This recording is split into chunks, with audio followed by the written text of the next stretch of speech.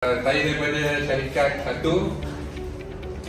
Saya CEO kepada syarikat satu. Syarikat saya bernama Urban Press Studio. Saya sebagai CEO. CTO saya adalah Siti Wahidah. CFO adalah Puan Masita. Dan bisnes kami adalah berkaitan dengan printing, pencetakan keseluruhan. Cetakan apa? Kita buat pencetakan kita semualah, pencetakan banner, banting, apa-apa yang berkaitan dengan pencetakan lah. Juga kontrak semua lah yang ada dengan pencetakan. Tadi dah sebut ya? Tadi dah sebut. Oh, dah sebut apa? Tak apalah. Oh, Ya pula. dah sebut kan? Okey. Tak apa, kita orang kembang lagi lah. Tadi sebut je. Okey, kita punya work try. Ada ramai-ramai. Urban Press. Urban Press. We don't lie.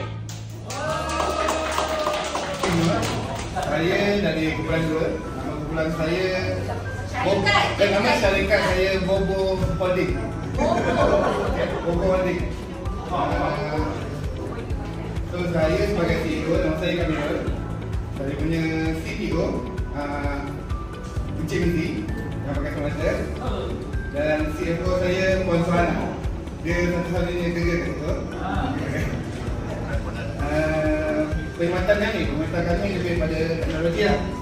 Drone dan komputer dan laptop lah. Perkhidmatan pada sewaan, beli dan lain-lain. Okey, jom kita pakai sini lah.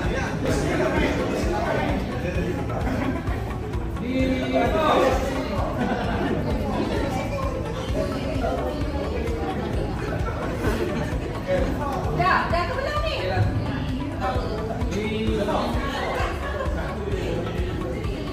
Satu, dua, tiga.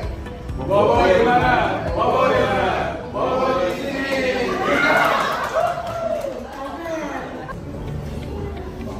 Macam saya cakap, formula prompting ni bukan untuk ChatGPT.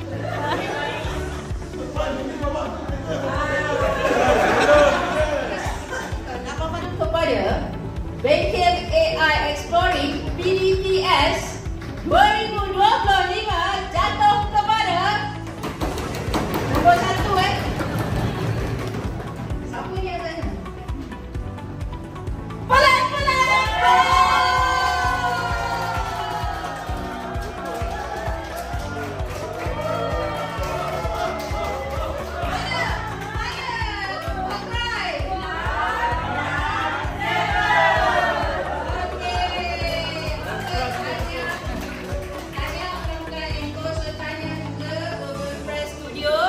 Dapat tempat kedua. Kalau bos korang tak lambat semalam, korang yang champion.